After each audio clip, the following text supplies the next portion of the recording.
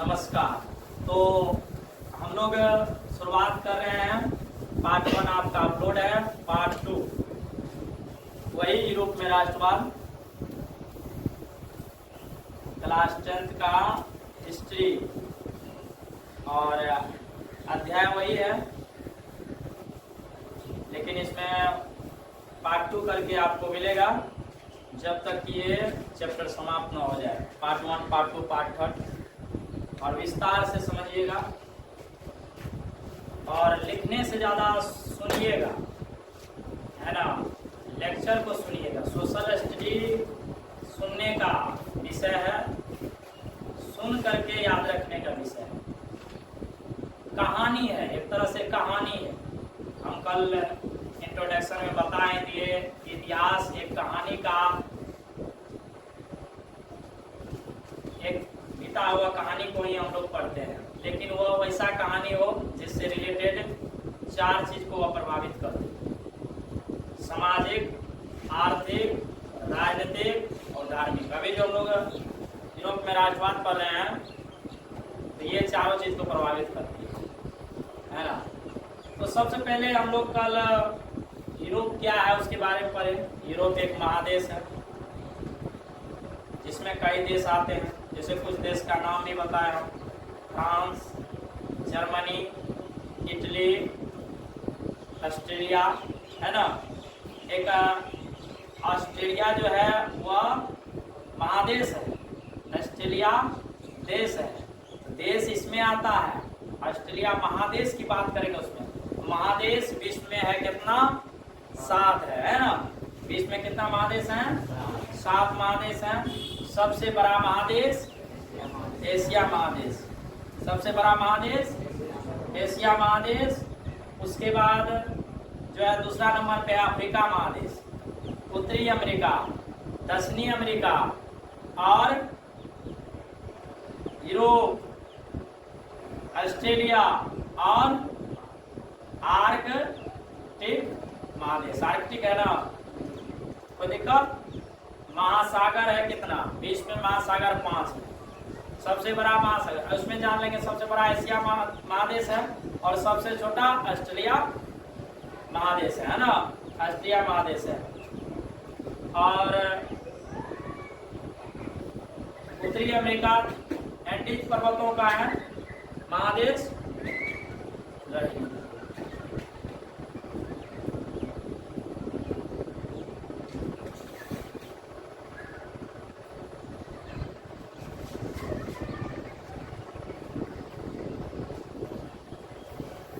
बाबू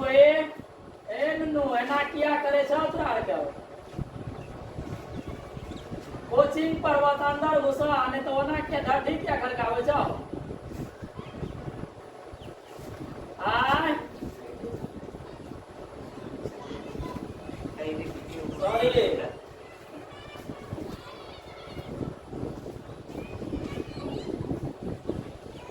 तो उधर ध्यान मत दीजिए, 1-2 दिन समझा देना। जिसका दिन पकड़ के फुल बहुत देंगे हम, कभी नहीं करना। अच्छा लेकिन कट जाएगा ना। चलिए उधर ध्यान नहीं दीजिए, इसको ध्यान दीजिएगा तो उधर ध्यान नहीं देना, छोड़ दीजिए ना। चल रहे हैं ना, छोड़ दीजिए। तो महासागर, सबसे बड़ा जो महासागर है वह एशिया में। महासागर कौन सा है सबसे बड़ा? प्रशांत महासागर।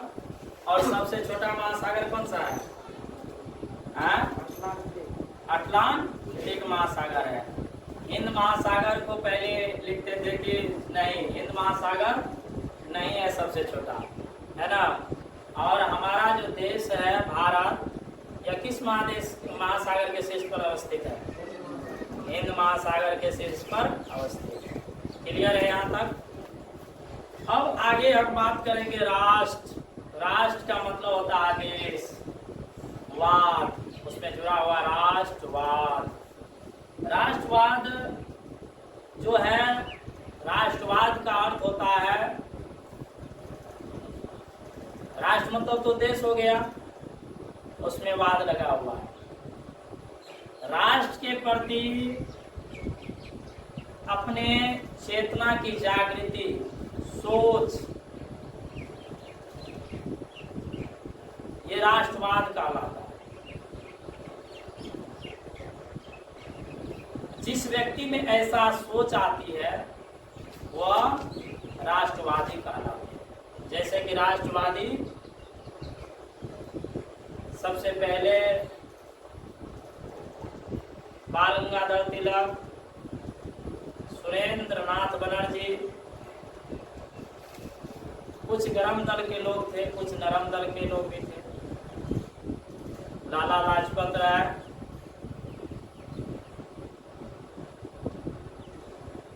हमारे बिहार के रहने वाले वीर कुंवर सिंह,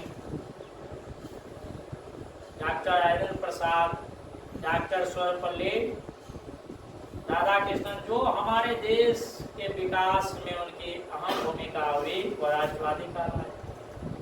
उनके प्रति, देश के प्रति जिसमें सोच, सजग, उत्साह, प्रेम, अपने देश की आर्थिक स्थिति, सामाजिक स्थिति, राजनीतिक स्थिति, दुर्बलता को, उनके जो दुर्बल को दूर करने की बात जिन व्यक्तियों में होते हैं वह राष्ट्रवादी कहलाते हैं। कहते हैं राष्ट्रवाद जो है आधुनिक विश्व का की एक राजनीतिक जागृति है। आधुनिक का मतलब होता है जो वर्तमान समय में, समझे, का एक प्रतिफल है। यह एक ऐसी भावना है जो किसी विशेष भौगोलिक, सांस्कृतिक या सामाजिक परिवेश में रहने वाले लोगों में एकता की वाहक बनती है। ऐसे व्यक्तियों का सोच, समानता, संस्कृति, ये एक एकता को जोड़ने का काम करती है। इसमें न कोई हिंदू, न कोई मुस्लिम, न कोई सिख, न कोई ईसाई। हमारे देश को आजाद कराने के लिए इन्हीं सोच वाले व्यक्तियों की जरूरत थी, जो कि उस समय हमारे देश माँ भारती की संतान आए और देश को आजाद कराए। अगर कोई कहता नहीं ये देश हिंदू का है, कोई कहता या मुसलमान का है, कोई कहता या सिख का है, तो तभी आजाद नहीं हो पाता। इनको एकता बना करके इस देश में जो अंग्रेज पनप रहे थे, अंग्रेजों का शासन चल रहा था, उनको तोड़ने का काम किया ये। ऐसे लोग को राष्ट्रवादी कहते हैं। राष्ट्रवाद और राष्ट्रवादी को समझे, जिनके अंदर ये सोच सजग है वे राष्ट्रवादी है। और जो सोच होता है, हमारा सोच है हम मर जाएंगे, देश को गुलाम नहीं होने देंगे, हमारे देश में अगर आतंकवादी आए तो उसको मर के भी उनको मार के भगा देना है। जब तक मेरा सांस चलेगा कोई बुरे नजर वाले हमारे देश पे नजर न डाल सके, जिससे हमारे देश की आर्थिक स्थिति मजबूत रहे, राजनीतिक स्थिति बनाए रखे, यहाँ की सुव्यवस्था ठीक ठाक रहे। ये सोच राष्ट्रवाद कहलाता है। और जिस व्यक्ति में यह गुण आता है वह राष्ट्रवादी कहलाता है, समझे। राष्ट्रवाद का भावना बीजारोपण यूरोप में पुनर्जागरण के काल से ही हो चुका था। पुनर्जागरण का मतलब होता है, पुनर्मतलब होता है दोबारा, जागरण का मतलब होता है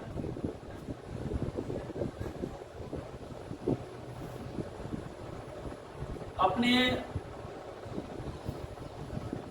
समाज, अपने राष्ट्र के लिए एक अच्छी सोच का उत्पन्न होना। कहा गया है जब जागो तब ही सवेरा। जब अज्ञान से लोग ज्ञान की ओर बढ़ता है तो उसको भी जागना कहते हैं। सत से असत की ओर अगर बढ़ता है उसको भी जागना कहते हैं। स्वामी विवेकानंद का कथन है, उठो, जागो और तब तक चलो जब तक कि तुम्हारे लक्ष्य की प्राप्ति न हो जाए। एक वर्ड आया उठो और एक है जागो।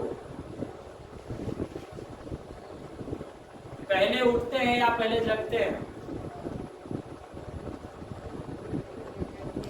हैं? कब उठते हैं? ये जगना रात्रि के नींद में सोए हुए को नहीं कहा गया है। ये कहा गया है कि आपके अंधकार, अपने अंदर जो अंधकार है, बुराई है, गलत लड़कों के साथ जाना, गलत व भाषण करना, गलत चीजों की शिकार हो जाना, है ना, गलत संगति अपना लेना, उससे अपने आप को अलग कर लेंगे जिस दिन से, वही हुआ जगना। असली जगना वही हुआ, है ना। नींद की जगने के बारे में उन्हें कह रहे हैं स्वामी विवेकानंद। ऐसे में तो पागल हो जाएगा, लोग सुबह नहीं करेगा, कहेगा जब तक तो बोला है स्वामी विवेकानंद का कहना है कि तब तक उठो जागो, तब तक चलो जब तक कि तुम्हारा लक्ष्य के प्राप्ति हो, तो कहीं न सोएगा।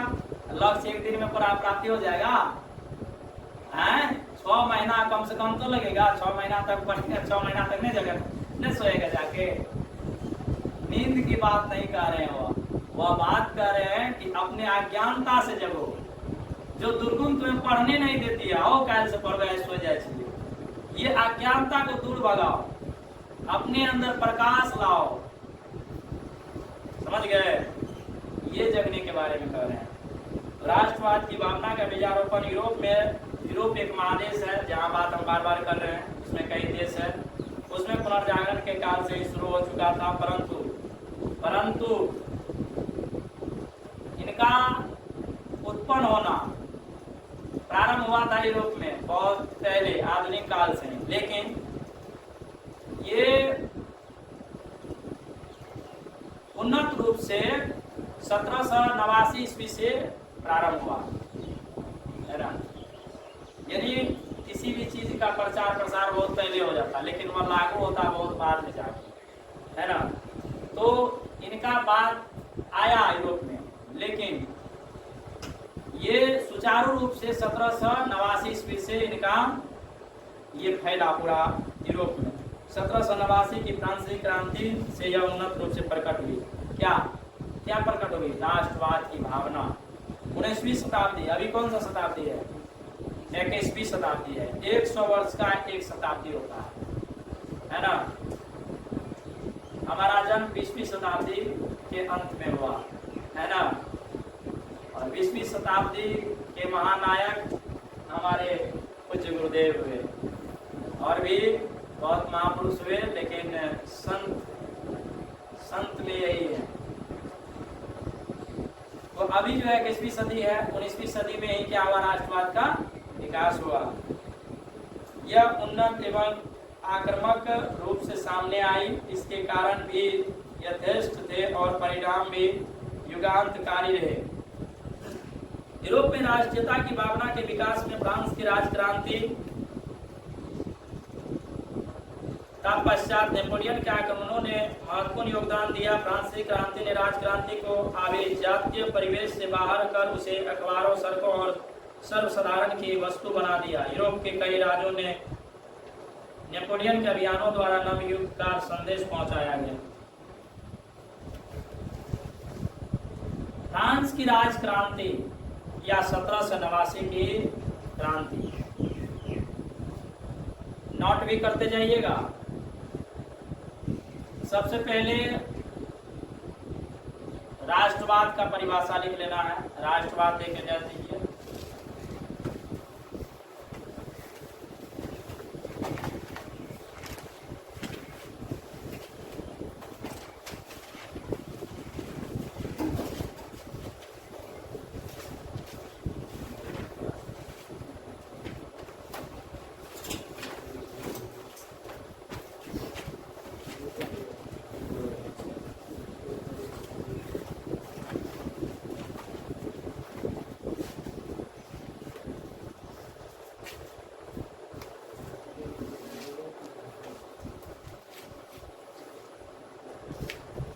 देखिए गज देखिए,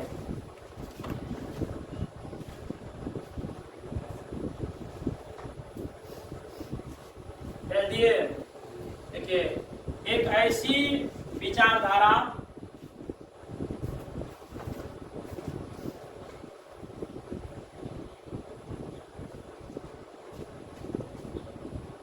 डैश दिए ना, उसमें डैश देख लिखे ना, एक ऐसी विचारधारा है जो अपने राष्ट्र के प्रति प्रेम,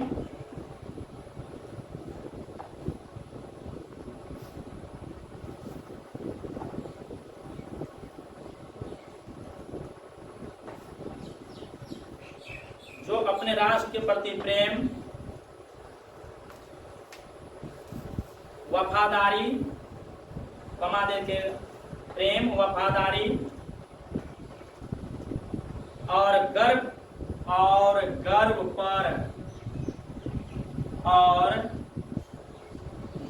पर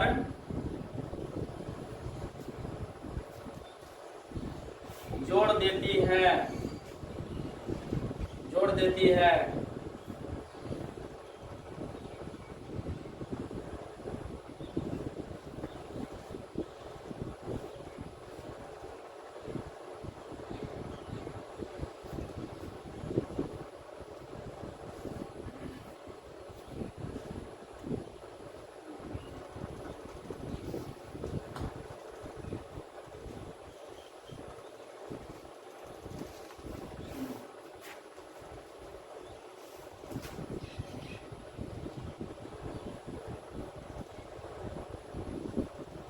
लिखिए उसी में, जिसमें राष्ट्र के सदस्यों को एक साझा पहचान, जिसमें राष्ट्र के सदस्यों को एक साझा पहचान,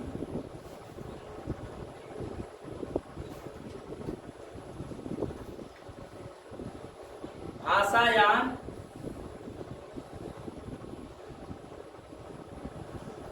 पहचान, संस्कृति नहीं लिखे है, जिसमें राष्ट्र के सदस्यों को एक साझा पहचान, संस्कृति, भाषा या इतिहास से बंधा हुआ माना जाता है।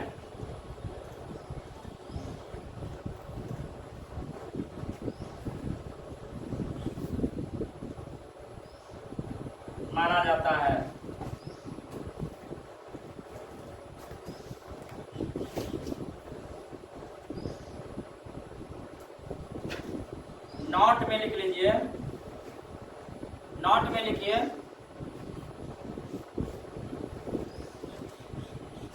नोट में लिखिए, इस प्रकार की सोच जिन व्यक्तियों के अंदर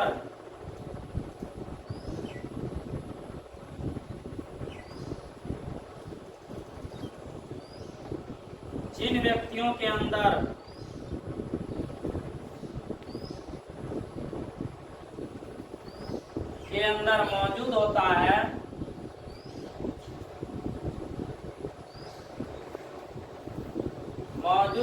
उसे राष्ट्रवादी कहते हैं, उसे राष्ट्रवादी कहते हैं।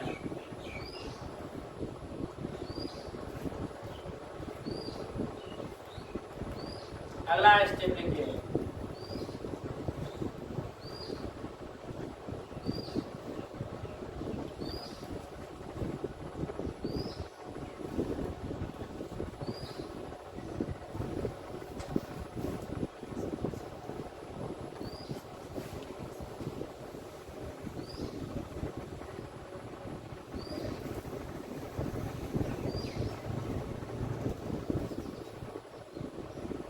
राष्ट्रवाद। अगला स्टेप, राष्ट्रवाद आधुनिक विश्व की राजनीतिक जागृति का फल है।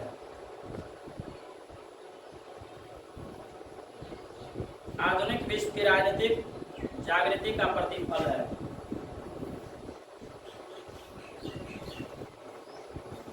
राजनीतिक जागृति का फल है।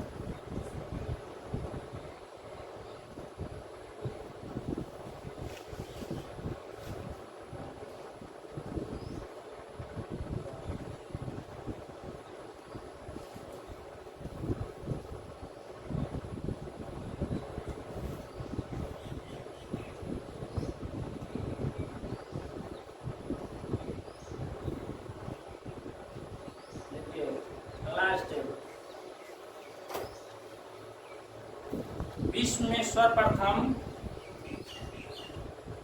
अगला स्टेप,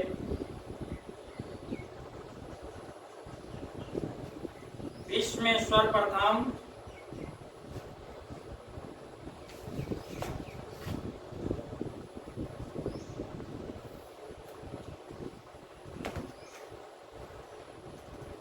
क्रांति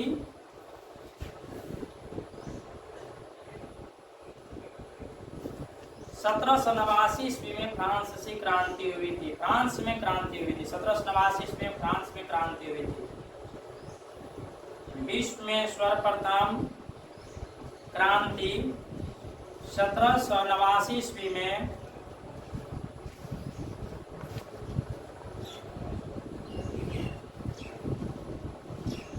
विश्व में सर्वप्रथम क्रांति 1789 ईस्वी में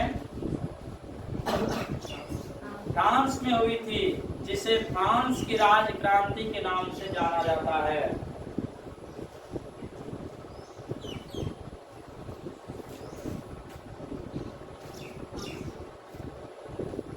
जिसे फ्रांस की राज क्रांति के नाम से जाना जाता है।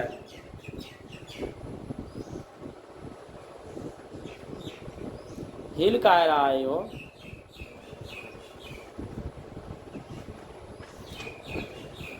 ये पूरा कवर नहीं हो पाता है।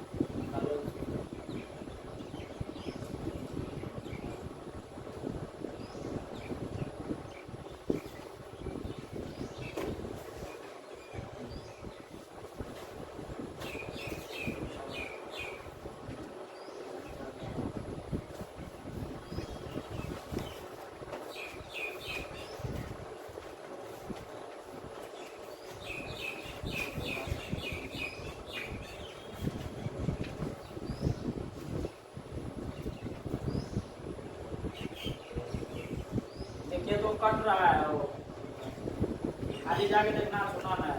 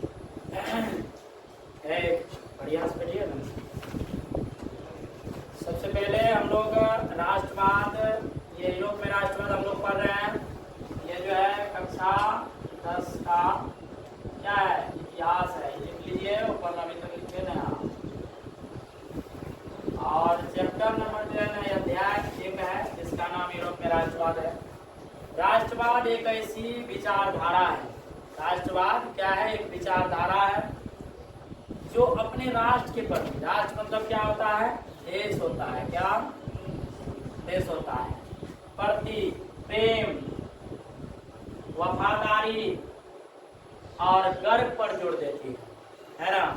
मैं भारतीय हूँ, और अपने देश के प्रति जो प्रेम होता है, मर मिटने के लिए हर हमेशा अपने देश पे न्योछावर करने के लिए अपनी जान को हथेली पे रखते हैं, ऐसे व्यक्तियों से राष्ट्रवाद की परिभाषा है, जिसमें राष्ट्र के सदस्यों को क्या लिखा था, साझा पहचान, संस्कृति, भाषा या इतिहास से बना हुआ माना जाता है ना। ऐसे व्यक्तियों के अंदर अगर इस प्रकार का सोच जिन व्यक्तियों के अंदर होता है, या जिस व्यक्तियों को होता है, हम लोग राष्ट्रवादी कहते हैं। राष्ट्रवाद आधुनिक विश्व, आधुनिक का मतलब जो वर्तमान में है ना, आधुनिक विश्व की राजनीतिक जागृति का क्या है, फल है ना। जो विश्व में राजनीतिक जागृति हुई उन्हीं का फल राष्ट्रवाद है। उसके बाद विश्व में जो सर्वप्रथम क्रांति हुई थी वह 1789 ईस्वी में हुई थी। यह फ्रांस में हुआ था, इसलिए इसे क्या कहते हैं, 1789 क्रांति को फ्रांसीसी क्रांति के नाम से जानते हैं, है ना। पूछेगा फ्रांसीसी क्रांति कब हुआ था, 1789 ईस्वी में फ्रांस में हुआ था, इसलिए फ्रांसीसी क्रांति। क्लियर है। हम लोग जब भारत में राष्ट्रवाद पढ़ेंगे तो हम लोग पढ़ेंगे प्रथम भारतीय स्वतंत्रता संग्राम। वे तो 7-8 क्लास में ही पढ़ा जाता है, लेकिन जब भारत में राष्ट्रवाद को हम लोग पढ़ेंगे तो हम कुछ टॉपिकों को उसमें सीरियल वाइज समझना जरूरत होता है कि हमारा जो भारत देश में राष्ट्रवाद की भावना जागृत हुई कब से हुई। तो हम कुछ चीज़ों को पहले से भी अगले क्लास से भी लेते हैं। वैसे पढ़ाना चाहिए 8, 9, 10 से सीरियली पढ़ना चाहिए बच्चों को भी, और टीचर को भी पढ़ाना चाहिए। लेकिन बहुत बच्चे नहीं पढ़ते हैं, बहुत टीचर नहीं पढ़ाते हैं। हमारे यहाँ जो 8 क्लास में उसको राष्ट्र स्वतंत्र क्रांति बहुत पहले पढ़ाती है ना। और सभी क्रांति जो भी है टॉपिक पढ़ाना चाहिए क्लास बाय क्लास। तो ये हम लोग इसीलिए भारत में होगी तो उसको हम प्रथम भारतीय स्वतंत्रता संग्राम के नाम से जाने। यहाँ पे जो है, यहाँ फ्रांस में भी थी, इसलिए इसे फ्रांसीसी क्रांति के नाम से। राज क्रांति, फ्रांस की राज क्रांति भी नाम है, याद रखिएगा। फ्रांस की राज क्रांति 1789 क्रांति को कहा जाता है। और इनका परिणाम क्या हुआ, राष्ट्रवाद के उदय में विशेष रूप से अगर इनका फ्रांस की राज क्रांति का ही परिणाम निकला। ये राष्ट्रवाद शब्द का प्रयोग तो आधुनिक विश्व जागृति से ही हुआ, लेकिन सुचारू रूप से चलने का श्रेय फ्रांसीसी क्रांति के बाद आती है ना। फ्रांस में जब क्रांति हुई तब से इनकी परचम आगे ला रहा। तो यहाँ तक समझ में आ गया, कोई दिक्कत है ना।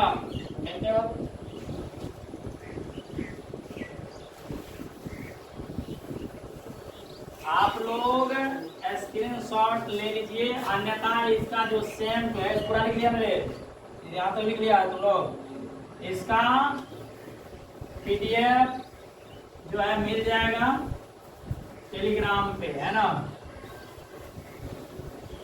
आप जो हमसे जुड़िएगा, टेलीग्राम का लिंक इस वीडियो के डिस्क्रिप्शन में दिया जाएगा, है ना।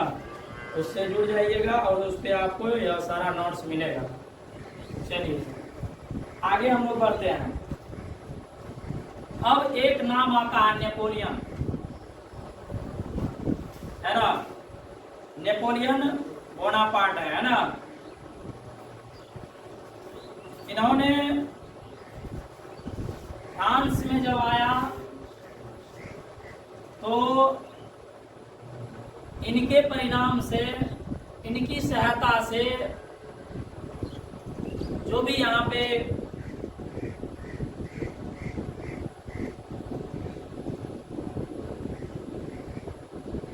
जनताओं को, यूरोप के जनताओं को तंग किया गया था, इन्होंने अपने नियम से, अपने अभियानों से उनको सुदृढ़ करने का प्रण लिया। नेपोलियन की सहायता से सर्वसाधारण की जो सड़कें थी वहाँ की, फ्रांस की जो फ्रांसीसी क्रांति ने राज क्रांति को जो अभिजातीय परिवेश से बाहर कर उसे अखबारों और सड़कों और साधारणों की वस्तु बना दिया। यूरोप के कई राज्यों में नेपोलियन के अभियानों द्वारा नव युग का संदेश पहुंचा। नव युग का मतलब कि जो पुराना